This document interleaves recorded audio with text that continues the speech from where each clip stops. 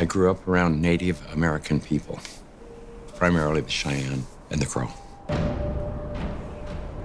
I remember coming home one day and we were going to go into one of the kids' teepees with his parents, and the mother said, "Take those shoes off, they'll make you sick."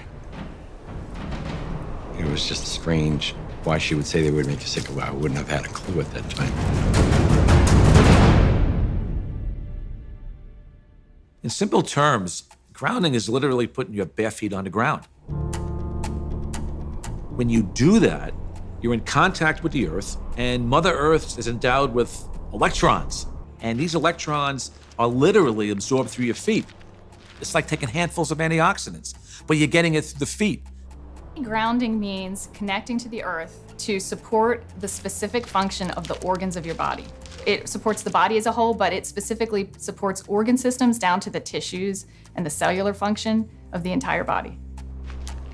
In 1960, we invented synthetic materials. The first thing we did was we put rubber sole, synthetic soles on the shoes. We started wearing sneakers. So it's the most common sense thing that we are organisms that live and grow and depend entirely on the Earth while we're alive. And yet we have completely isolated ourselves from it. We're so disconnected that it becomes this weird thing if we actually slip our shoes off. 95% of people walk insulated on the Earth. This was the single thing that happened that probably caused the proliferation of inflammation-related health disorders far and above anything else. This is so incredible. This is Nobel Prize material. I got involved in the cable industry in the early 60s. I first learned the need to ground cable signals as we were developing the industry. When you run a wire into the house, before you can go into the house, you have to ground the cable. I mean, you have miles of wire hanging up there in the air. If there's lightning in the air, it's going to hit the cable. And so what you want to do is create a path to ground for the lightning so that it doesn't enter the house or blow up the TV or create a fire. One day I was sitting at a computer and the computer kept crashing. I knew it was static electricity, so I put a piece of tape across my desk and grounded it. Then I realized in that process that the outlet wasn't grounded, so I fixed it so that I could get rid of the static electricity. And I didn't think too much about it.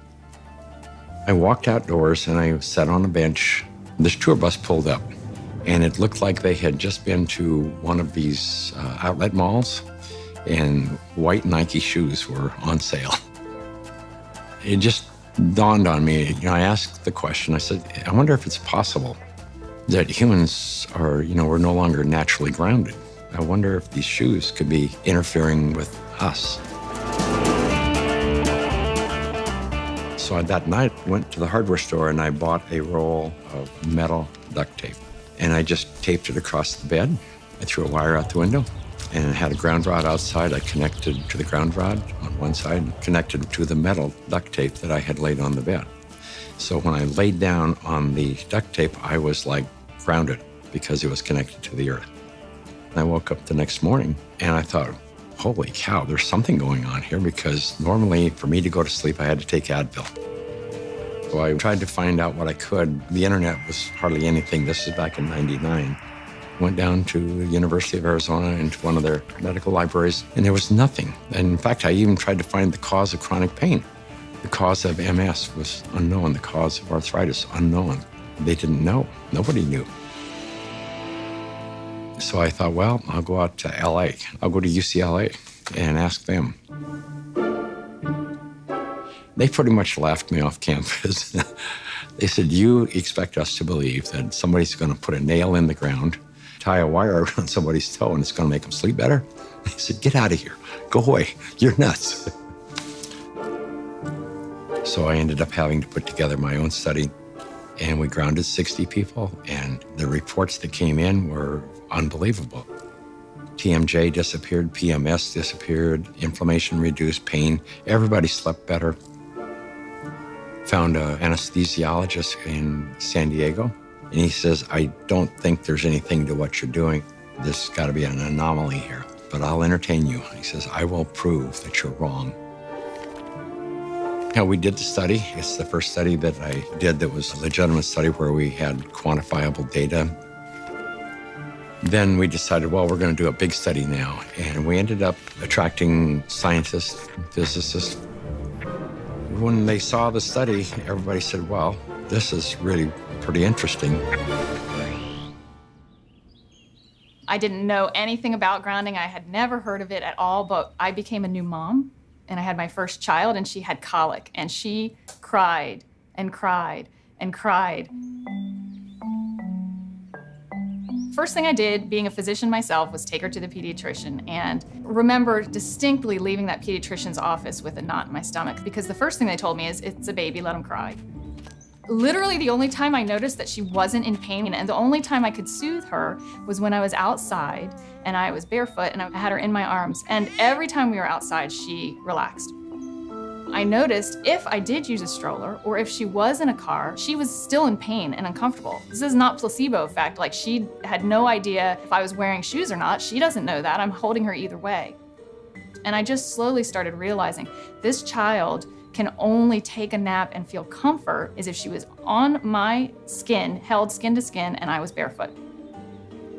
She'd be dead asleep, and if I stepped in the house and took both my feet off the ground, she would wake back up and the pain response would come back. And I didn't know what it was called, and I didn't at that time feel comfortable thinking about using it in my conventional medical practice, but I just knew that this is what I'm gonna do to help my child. I was working with a mentor of mine, and she recommended that I ground my energy. I didn't know what she meant by ground yourself. So the first thing I did was go home and look it up on the internet. And through doing a search about grounding, I found Clint Ober's work and the book about earthing. And I realized that it's a real thing and a real healing modality with tons of medical literature behind it. I first learned about grounding maybe 12, 13 years ago through one of the trainers for the Tour de France team from the US, and he was using it with many of their athletes and with surprising results. And I think that surprising best summarizes my response to it because it didn't seem to make sense. I think I became a believer once I started to explore the science. If you take a microscope and you look at a piece of wood and you go down, down, down, all of a sudden, there's nothing there. There's molecules, but they're not even connected. What's holding them together? What's the force that's holding everything together? Our body is electrical. This is all electronic equipment. The heart, the lungs, the brain. I mean, this is electrical equipment. It's all electrical. Everything is electrical. Unbeknownst to us, we live inside a battery. The surface of the Earth is charged negatively, and the ionosphere, which is a layer of the atmosphere about 60 miles up, which is ionized by the sun, meaning that the rays of the sun are so strong that they split the molecules into a positive charge and a negative charge. The negative charge are transferred to the surface of the Earth through lightning mainly, and the positive charge stay 60 miles up. The problem arises when we don't have negative charge. So we need grounding just as we need air and we need sunshine. Stephen Sinatra, who was a cardiologist from back east, was attending a convention. We sat down with Stephen and told him the story of what I was doing. Now he said, well, if you're affecting pain, he says, you need to be researching inflammation. You don't have arthritis, you don't have cancer, you don't have all these health disorders. What you have is chronic inflammation. We have so much inflammation in the body, and it comes out in illnesses. We go to a doctor with all these complaints, but a lot of it is silent inflammation, including my specialty, heart disease. Heart disease is an inflammatory process. So how do we reduce inflammation? Inflammation is produced by neutrophils, which is a white blood cell. You have an injury, you have a damaged cell. And so these white blood cells come over and they encapsulate the damaged cell and they release reactive oxygen species, which rip electrons from the damaged cell and that destroys the damaged cell. If there's not enough free electrons there to reduce the remaining radicals, they're going to steal an electron from a healthy cell and in the process damage it. Then the message goes out to the immune system and another neutrophil does the same thing, eliminates that cell, and then you end up with a chain reaction. ATP is short for adenosine triphosphate. It's the energy currency of the cell. So we're bioelectrical beings. That's the currency of our body. That's how it works. That's how we run our biological systems, is by generating this electrical energy that's transferred. And when we connect to the earth through a conductive surface in some way, there's a transfer of electrons that slowly go into our body. In situations where we are insulating ourselves from this surplus of electrons into our body, we're going to get the absolute opposite. So instead of having low levels of inflammation and a thin blood, we'll have thick blood that's more likely to clot, and our levels of inflammation tend to increase. You could take anybody who has chronic pain. It doesn't matter who they are. It doesn't matter what's wrong. And ground them, and you're going to have a significant reduction in pain. You're going to stop the oxidation or the inflamed portion. That stops almost immediately. Then the body can heal and return to normal. And healing generally is improved by 60, 70%. If inflammation is the cause of all these health disorders, then I know that not grounding is the cause of inflammation, because if the body is grounded, you can't have inflammation. Can we measure the effects reproducibly? The answer to that is yes. We now have 20 studies. There's 21 published studies in the medical literature on earthing and grounding. And this is peer-reviewed stuff. In simple terms, what earthing does is literally, it quenches the fires of inflammation. And if inflammation is the source of all root illnesses, including Alzheimer's disease, cancer, heart disease, diabetes, I mean, the list goes on and on. If you can impact inflammation and, squelch it, kill it, stop it, we're going to be healthier beings. So, why hasn't it caught on in mainstream? I can only say it will.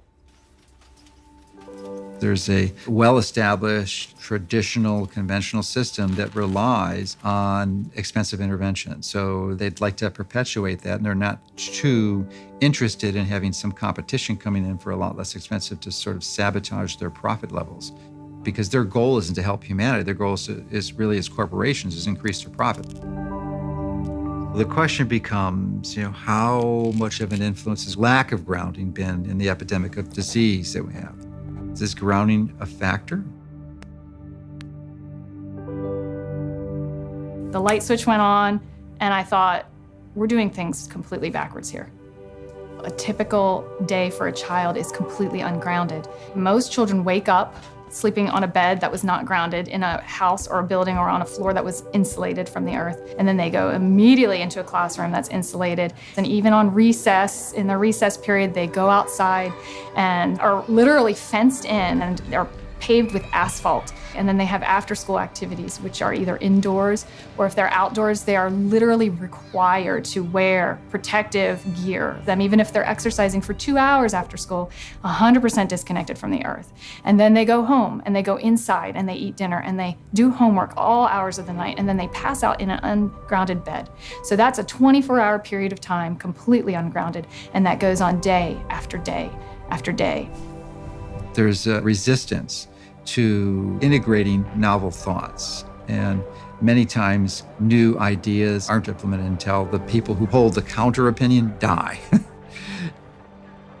The good thing about grounding is that you don't need a doctor to tell you to do it.